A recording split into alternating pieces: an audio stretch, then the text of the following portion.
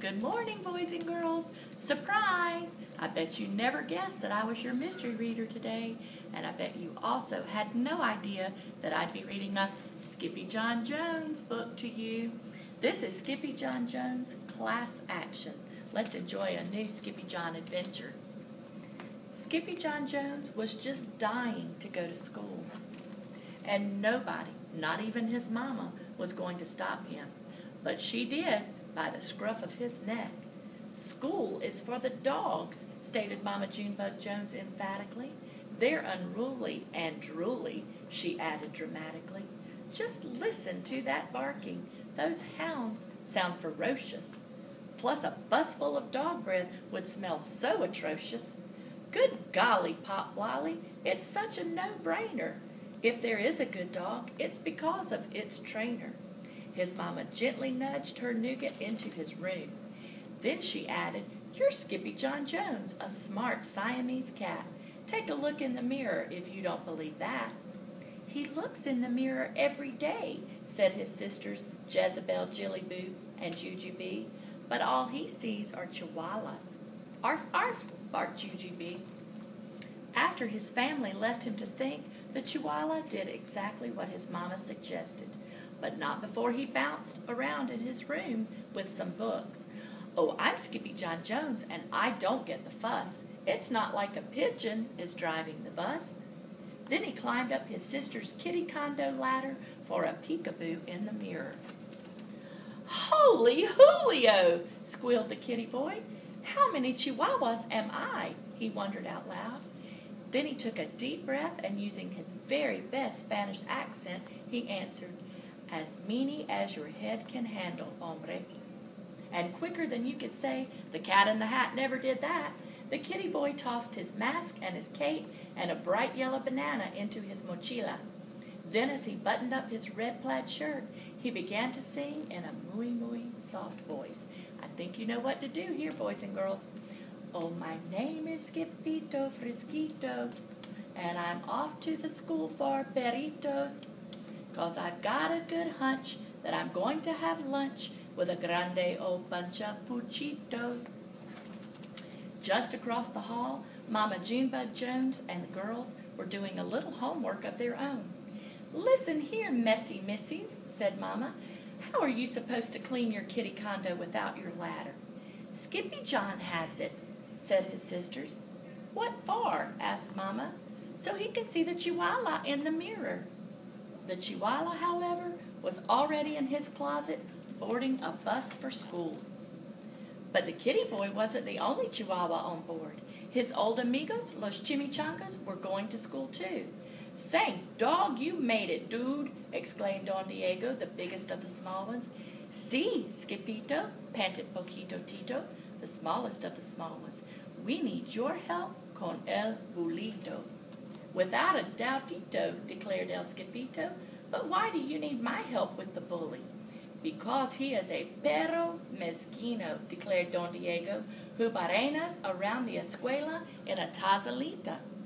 "He spins around the school in a tiny teacup," exclaimed the kitty boy in shock. "Si, dude," added Don Diego. "He growls and howls and wears a suerte de lana tambien." "Not the wool sweater," said Skipito. "Uh-huh," agreed Pocotito, trembling. "He is a woolly bully." There wasn't a dog worth his biscuits who didn't fear the woolly bully, so it wasn't a surprise when a potent puff of panic poofed out the gatito's tail. And all the puffiness inspired the puchitos to sing, "Oh, puffy, puffu, puffito, we know you can do it, Skipito. Let's unravel his sweater and knit something better. We'll show that old woolly bullito." But there was no turning back now. The doggies had arrived at school. A moment later, the principal, a poodle with very high standards, appeared with a bucket of balls and a whistle. First she blew, and then she threw. "Go fetch," barked Mrs. Begalot. Then every dog, big and small, chased a ball down the hall and into their classrooms, except for Skipito. He got carried along by the river of rovers and landed in art class, where he drew his best ever double doggy doodle. "I've never seen a pup do that before," said Mrs. Houndler, the art teacher. Then he trotted over to the music room and bayed like a beagle for the canine chorus. "Bow wow," woofed Mr. Muzzletuff. "What a pair of ears!" After music came math, where Skippy stunned Mrs. McDruller with his counting skills. 2, 3, 5, 7, 11. At the bell, the amigos followed their noses into the library. Not even a bowl full of frijoles smelled as delicious as the scent of books waiting to be read. "I lick libros," declared El Skipito Fresquito, the great reader Ito. "I like books, too," whispered Leonora Lapsitter, the librarian, from behind the bookshelves. The kitty boy was the last to leave the library, so he had to race right over to French class with Monsieur Fusé. "Can you say cheese?" asked the teacher. "Oui, oui," said the poodles. "Fromage." "Si, si," said Skipito. "Queso." "Queso cabeza," shouted the chimichangas from the rear of the room. "I'm not a cheesehead, chimichangas," chuckled the gatito. "I'm a chihuahua." The poodles were tickled pink to have Los Puchitos in class with them, and Los Puchitos wanted to share what they had learned with their amigo. So the poopies sang, "Como si, como sa, como sito, we have something to tell you, Skipito. When the poodles say we, they really mean si, so don't look for a red hydrant, Ito." After French, Los Muchachos took a pass on obedience class, deciding instead to nap inside the warm case with the golden trofeos. "I'm not good at following rules," confessed the kitty boy. "What dog is, dude?" quipped Don Diego. But just then, the gatito heard a gut-girdling growl that shook the entire escuela, perhaps the whole planeta.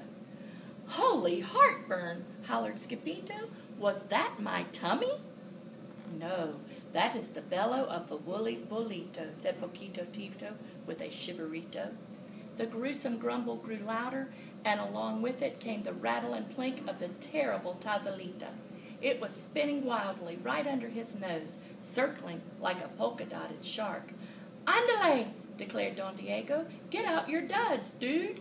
But Skipito was too frozen with fear to unpack his mochila, so his amigos did it for him, helping to change their chico into El Skipito Fresquito, complete with mask, cape, and banana.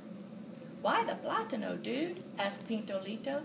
"It's my snackito," replied the gatito. "Will you share it with me and Tito?" "Yes, indeedo," agreed Skipito. Then woof chuckalacka, woof chuckalacka.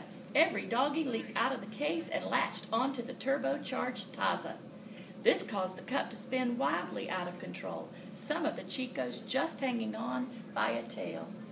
"Estoy mareado," cried Skipito. "You are not dizzy, dude. You're green," yipped the doggies. The whirling dervish of a dog-filled teacup cut a mean path of destruction past the principal's office, and then it spun straight into the lunch bunch like a bowling ball. "Strikeito!" shouted the Puchitos. And strike it did. Smash, crackle, and pop. The twirling Tazalita crashed right into a table and broke apart, exposing the ferocious Fuzzy for what he really was, a teensy-tiny, itsy-bitsy, wool-wearing teacup chihuahua. "Dude," declared Skipito, "you're no bigger than a bug-ito." But the bug-ito's only reply was a gut-girdling growl greater than the hounds had ever heard before. "Is that your tummy?" asked Skipito. "Si," replied the bolito. "Tengo mucho hambre." "I'm hungry too," agreed the gatito, "but you can have my plátano." This act of kindness made the chimichangos pull out their jump rope right in the middle of the mess. "Peanut butter and belly buttons, chunky cherry bits. The woolly bully's Taza has broken into bits.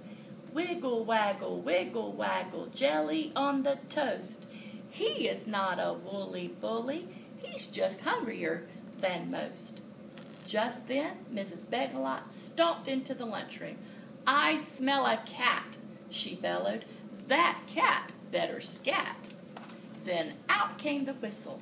First she blew, and then she threw a bright yellow ball down the hall, which every dog, big and small, began to chase. Except for Skipito. He wasn't chasing the ball, he was running for his life. First Skippy tripped, and then he slipped on the banana peel and slid straight out of his closet and back into the arms of his Mama Junebug Jones. "What in the woolly white willies have you been up to, Mr. Whistle Whiskers?" asked Mama. "He broke my teacup," whined Jilly Boo. "And he ate my banana," complained Jezebel.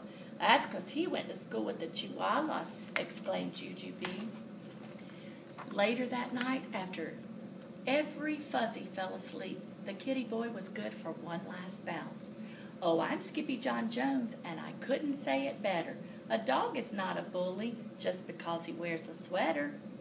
Then he bounced over to his mama and gave her a beso, a kiss she felt straight through the layers of her quilt. "Good night, little Dripper," said the very sleepy mama. "Good night, Mama," said the very sleepy kitty.